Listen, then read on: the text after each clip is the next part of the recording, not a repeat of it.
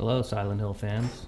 I'm Devin Shatsky, producer of Silent Hill Downpour, and this is Tom Hewlett. I'm the senior associate producer on Silent Hill Downpour. and we're going to be with you for the next 8 minutes and 30 seconds as we talk over this demo that you're trying very hard to listen to. This is footage from our demo that we're presenting at E3 this year. It's some select footage. You'll get a good idea of the feel of the game and the atmosphere.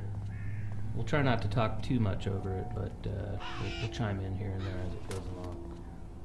For instance, this part right here. Yeah, this is one of our door mechanics. Instead of having a million different locked doors, which wasn't very realistic, we tried to do something more interesting. So in that instance, Murphy came up across a fence, and there was a lock on it, and he had to find a weapon, in this case a crowbar, and then he used that to break the lock so he could pass through the door. Another thing you just noticed there with the ladder, with all of our action points now, instead of having to press A to climb or press A to open or whatnot, we've tried to make most of the action points as seamless as possible. So ladders or areas that you need to duck under or whatnot will just be automatic. It's all about immersion. So, having to press buttons every time you do something kind of takes you a little bit out of the experience every time. So trying to make that an integrated feeling and really play upon the immersion of the game. Yeah, Silent Hill as a series has always tried to maximize the immersion factor, because obviously if you're immersed in the experience, you're more likely to get scared. So, things like the sound, the graphics, the animation, the mature storyline, it's all supposed to be there and as realistically as possible to drag you into the game. Yeah, Vatra did a really good job of making our environments look really natural and obviously creepy, but they really dirtied up everything.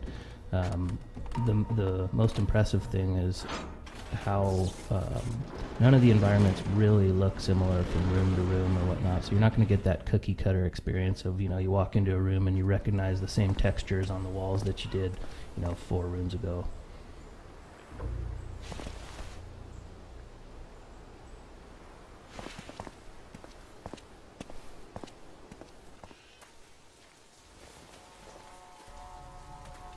You can't undo it. Another thing we're doing for immersion is having self-talks, like we did in Shattered Memories, where instead of hitting a button and seeing some text about what the player thinks, Murphy will just sort of think to himself or say things about what he thinks. The examples you're seeing here are placeholder for the time being. So in that last scene, Murphy talked an awful lot.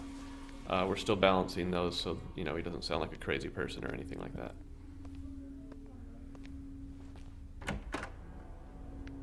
Hello? Anyone here? We've got some optional events throughout the game, so opening this cash register is not required. He's not solving an obscure puzzle or anything. He just saw a jukebox and found some money in the register. And now he can play an old fan favorite. Yeah, we really wanted to let the player activate certain objects in the world and really get that immersion so that they can interact basically with any objects. You walk into a bathroom, there's a toilet there, and boom, you can use it. How did I know that? But you wouldn't want to, because that would be disgusting. Gas? And here Murphy notices a gas leak, so he thinks he'll be a good Samaritan and maybe shut that off.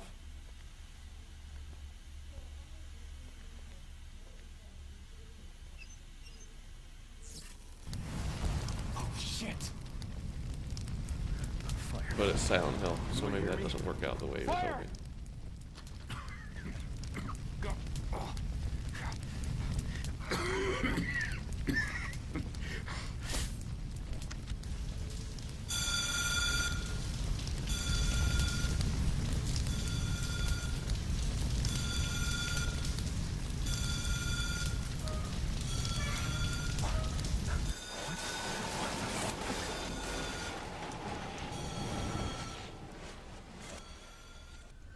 And there's our first Otherworld transition.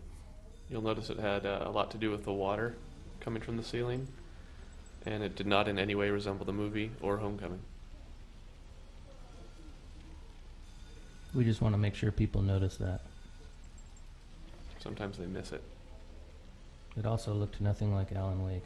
One key thing we try to do with our otherworld sequences in Downpour is think what you're doing change from moment to moment, so you never get too comfortable. You never really feel like you know what's going to be around the corner. We've also have a slight homage back to the older games with a lot of fixed cameras interspersed throughout the environments, which you saw an example of back there. You'll notice this still looks vaguely like the diner, but it's not the path Murphy just took to get in here. It's a totally different space. So in some of our past demo write-ups, a lot of the journalists commented about the smoke monster that chases Murphy throughout some of these nightmare sequences. That's actually was placeholder back then when they had seen the builds, and this is what it was placeholder for. We've also replaced the plane crash with a bus crash. Yeah, and we've changed Murphy's placeholder name from Jack to Murphy. This chase mechanic is obviously pretty similar to what was in Shattered Memories. People seem to like that, but they wish there was also more combat to that game. So since Downpour does have combat, we've also added in the chase sequences. So you get a nice balance of both.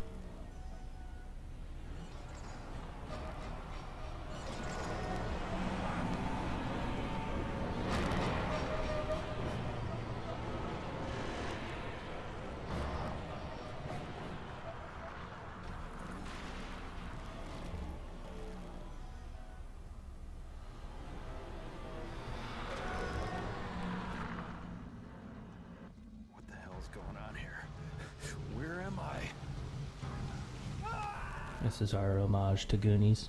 We are very big Steven Spielberg fans.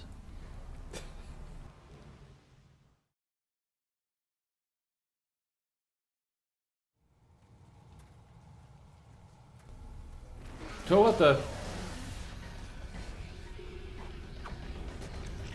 So here's a small taste of some of the combat in Downpour.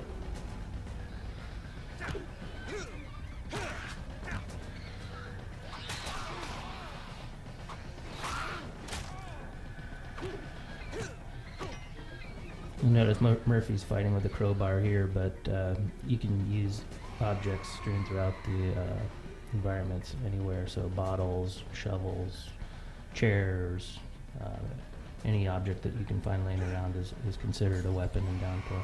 And you'll see instead of shifting through an inventory full of millions of objects, Murphy just walks up and picks up a weapon, so he can fight with whatever's in his hand.